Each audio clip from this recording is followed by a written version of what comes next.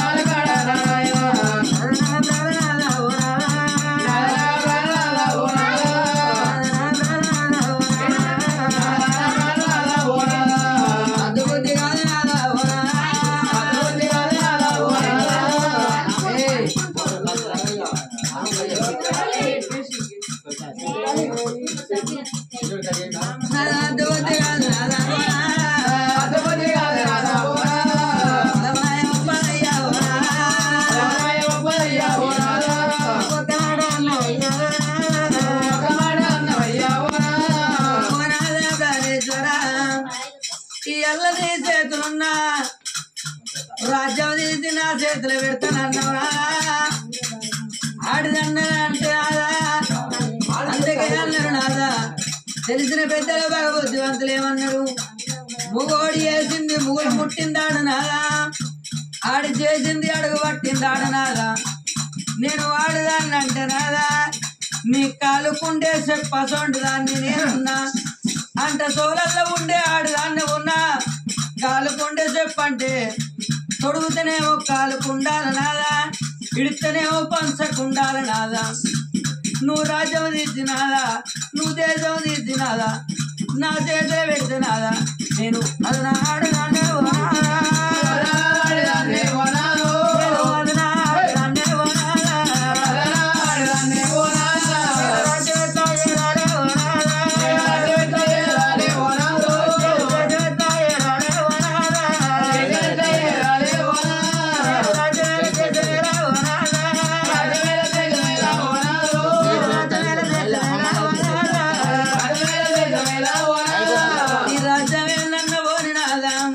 ఈ దేశవేళల్లో ఓరినాదా ఒకవేళ నువ్వు ఉండంగా నేను రాజ్యం వెళితే రాజరాజ్యం రాజులేవనుకుంటారు అగ చూసినవా సత్యవాతమ్మ భర్తనేమో కింద ఉంచి రాజుల కచేరి మీద భార్య కూర్చుండి రాజ్యం వెళ్తుంది దానికి ఎంత గౌరవంతం అంటారు నాదా నాద నేను రాజ్యమేలా దేశమేలా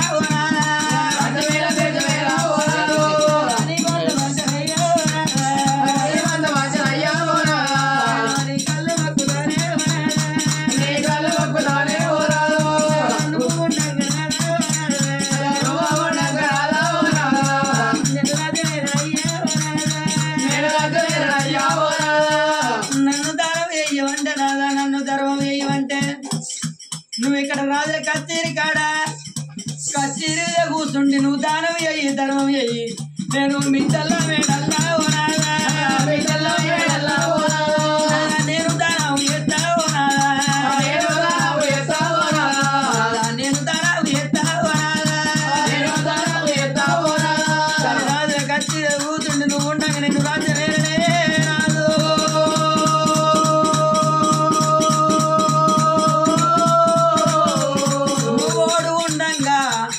ఆడిది రాజ్యం వేస్తే అది రెండ రాజ్యం అంటారయ్యా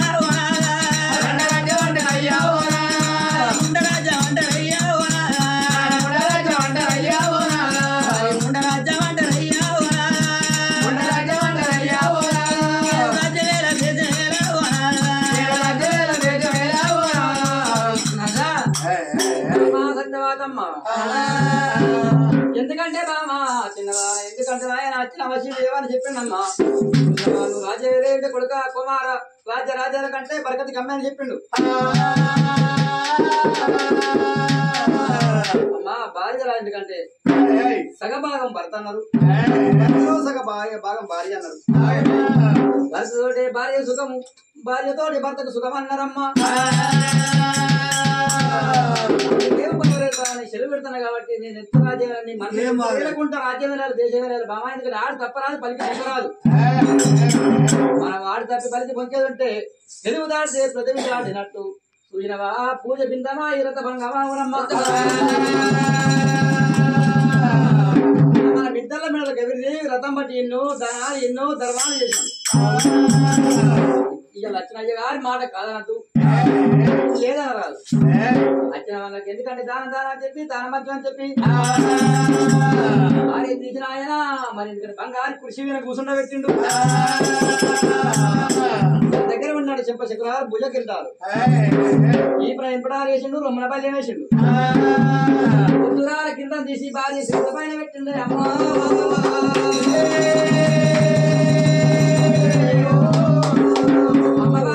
అమ్మ గాజ మీద కూర్చున్నది